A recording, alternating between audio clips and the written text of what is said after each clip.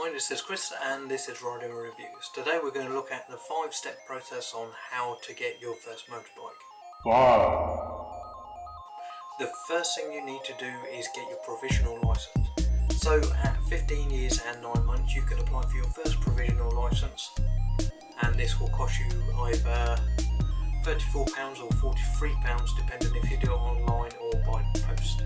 Post is more expensive because it takes more man hours to process it. So what they will ask you is for proof of your address for the last 3 years, proof of identity. If you've already got a passport, it makes things a lot easier. If you haven't, you will have to get some pictures taken and they will have to be signed by somebody in authority, either a school teacher, your dentist, your doctor, or somebody like that. 4.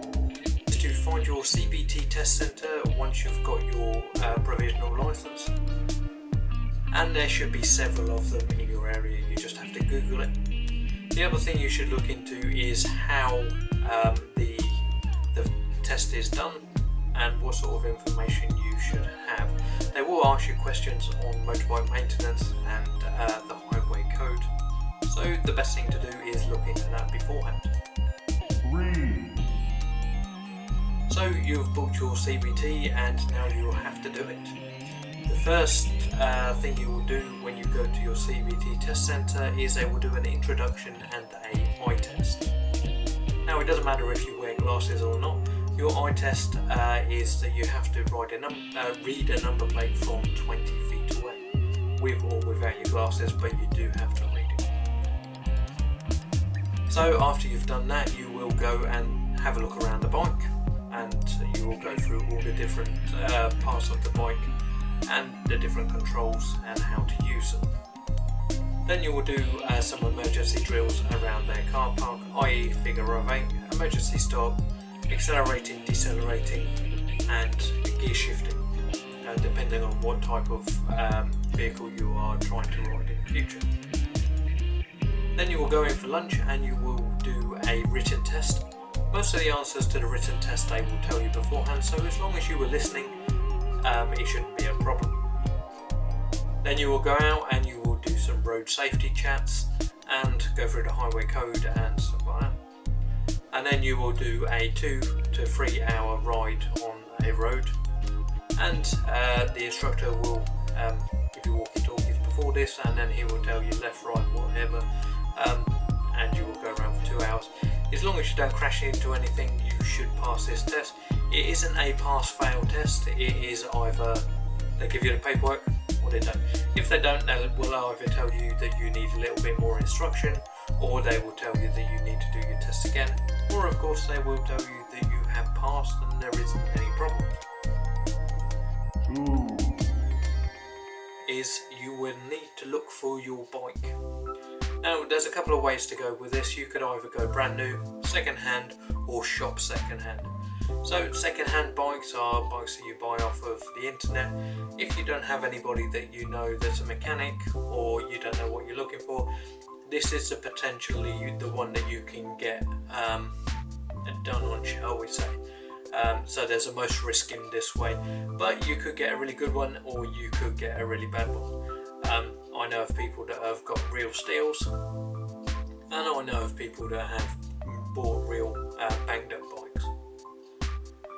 The second option is to go into the shop and get one of their second hand bikes. Any bike that's sold by a shop has to be given a 3-month warranty, and it has to be inspected before they let you have it.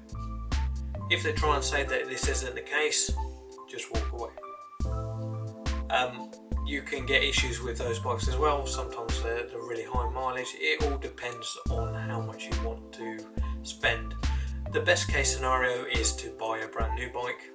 Most brand new bikes come with 2 years warranty, service and labour on those. If you go with Lexham, most of their bikes now come with breakdown cover as well. So I'm not recommending any bike in particular, but I would suggest you probably go new if you can afford to do so. Then you would need to buy your helmet, jacket, gloves, trousers and boots. The minimum legal requirement is a helmet. But if you come off of your bike at 30 miles an hour with only a t-shirt on, you will probably have to have a skin graft, and it will be scarred for the rest of your life. That would be the best case scenario. Worst case scenario would be, ouch. We won't go any further into that. 1. So now you have your brand new shiny bike.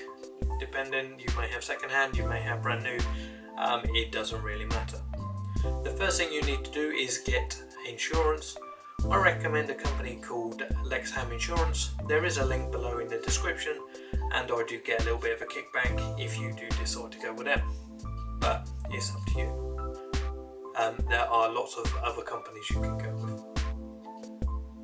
So you need to decide whether you are third party only, third party fire and theft, or fully comprehensive. I would imagine you wouldn't be able to get fully comprehensive because you are only a learner rider. Third party fire and theft means that if you get into an accident and it is your fault, then the other party is covered. And if somebody steals your bike, it is covered. And if your bike sets on fire, it is covered. Third party only, that means that if you have an accident and it's your fault, only the third party is covered and you will not get anything from your insurance. Another thing I would suggest before you go out on your 25-35 mile journey, to find a quiet cul-de-sac or a quiet area where you can practice on your own without any interruptions from anybody else. Practice your brakes, practice your clutch, and practice all your manoeuvres on your own without anybody watching, because on small capacity bikes, when you do go out on the main road, people will try and push you over to the side, and people won't generally take you into consideration when they're riding. So it's best to get a little bit of confidence before you have to deal with the stupid people. And believe me, there are a lot of stupid people. So if you've liked my video and have a comment or whatever, comment below and stick that thumbs up. Subscribe to my channel and hit that notification bell so that if whenever I upload new videos, you can stay updated. And as always, ride safe.